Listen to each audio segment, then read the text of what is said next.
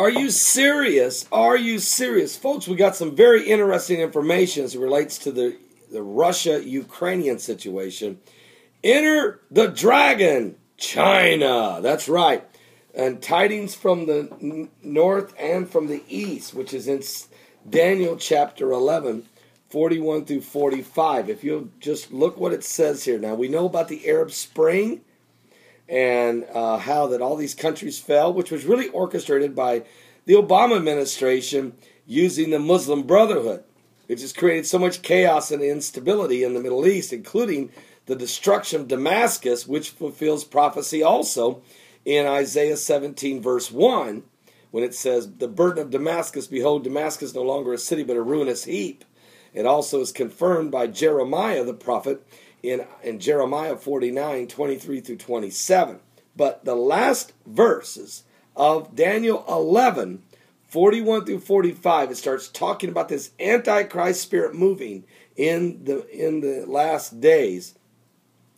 And it tells us many countries will be overthrown. In Daniel 11:41, he shall enter, he being the Antichrist spirit, shall enter into the glorious land, and many countries shall be overthrown. We know that's true. We've seen Tunisia, Egypt, Libya, Yemen, and others are toppling. Maybe Ukraine next. But these shall escape out of his hand, even Edom and Moab, and the chief children of Ammon. That is Jordan. We know they're safe. Then he goes on to say, and Egypt shall not escape. We know that's true. But he shall have power of the treasures of the gold and the silver. Okay, then in Egypt and the Libyans, we know that's true. But then you go down here to verse 44. It says, but tidings out of the east, now that is China, and out of the north, that is Russia, shall trouble him or slow him down. The Antichrist spirit that orchestrated basically this movement of a radical Islamic movement. But it's the tidings out of the east and the north. So trouble him. Slow him down. Therefore, he shall go forth with a great fury to destroy and utterly to make away many. And he shall plant his tabernacles in the palace between the seas. That's the Mediterranean Sea and the Red Sea. And in the glorious holy mountain, that's Mount Moriah, if you will, in Jerusalem. All right, now, Michael will stand up. There'll be a great war. Now, China, Russia. All right, look what's going on now. Here's what's taking place. China slams the West. This is China slams the West. And I want to thank, give me 1 second. I want to give credit to the individual that helped get this in. Sailor. I want to thank Sailor for good research. China slams the West over the Cold War mentality amid the Ukrainian crisis. A newspaper controlled by China's ruling Communist Party criticizes the United States and the West back on Thursday last week, for what is called their Cold War mentality towards Russia over the Ukraine, back on February 27th, 2014. The People's Daily, one of China's top-selling newspapers, condemned what is viewed as attempts by Washington, D.C. and the European Union, basically, to shape the Ukrainian future following the ouster of its Kremlin-backed President Viktor Yanukovych last week. Now, the theories related to these policies is economics, which we know that Russia's stock market has fallen about 10% this morning, and security during the Cold War period are still influencing many people on their concept of the world, and some Western people are still holding resentment towards Russia, according to Reuters. The People's Daily, which is out of China, has been under the control of the Communist Party in China since 1948, the same year that Israel became a nation. And in their article last Thursday, February 27th, 2014, in the paper called Zhongxing, or Voice of China, it called on Western countries to abandon their outdated thinking and focus more on cooperation. Riding the shackles of the Cold War mentality will reduce unnecessary confrontation. thereby allowing for a smoother transition in international relations. Yankovic, the former president of Ukraine, fled Kiev, having made concessions to his political opposition on Friday. He had endured months of protests by demonstrators who were angry at Russia's influence over the policies of the Ukraine. So Ukraine is now being ruled by an interim government that's very sympathetic to the West. Russia has responded by denouncing the administration and, of course, and has sent in 15,000 troops and tanks, aircraft, taking over an airport, a military base, and has got the head of the Navy of Ukraine to listen to the Kremlin. Things are falling apart quickly. The question is, why is China siding with Russia? Well, there is a report that came out. Why is China entering in a nuclear security pact with Ukraine? This happened back in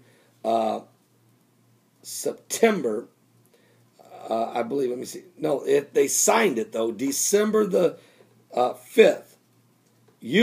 China and Ukraine, on December the 5th, 2013, signed a cooperative agreement that included this article. China, according to UN Security Council Resolution 984 and the Chinese government statement on providing security guarantees to Ukraine.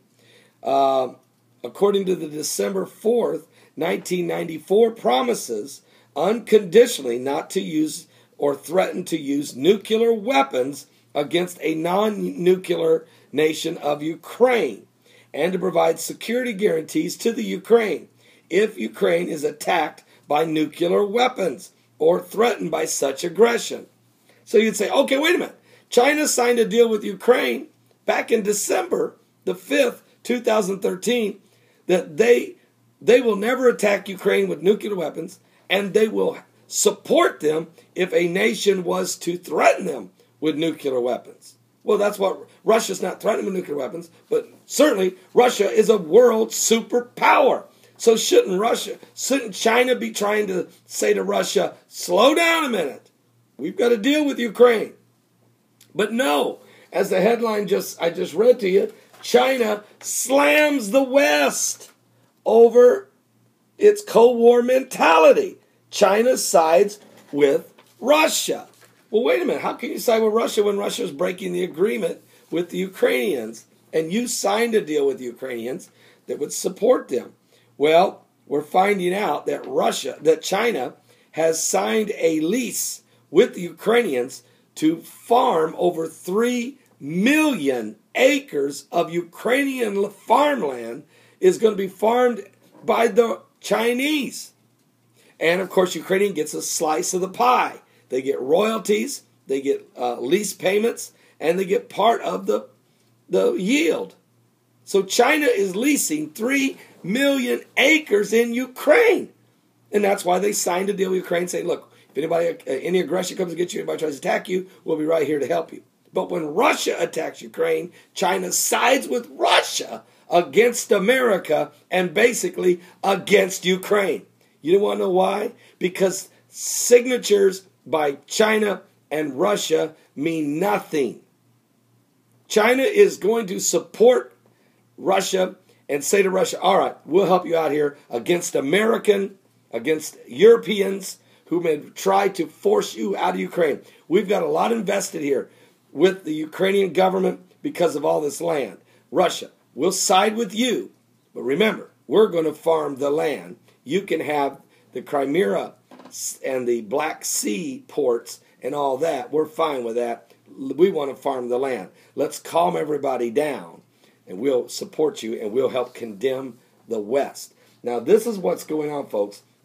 It's very, very, very, and some folks will try to bring in other concepts to it, and that's fine. But really, this is what it's about. It's about controlling the land, controlling the food population, controlling Europe. China and Russia are in position to control Europe ultimately, while the Americans are losing their grip everywhere. We're losing our positions in the Middle East.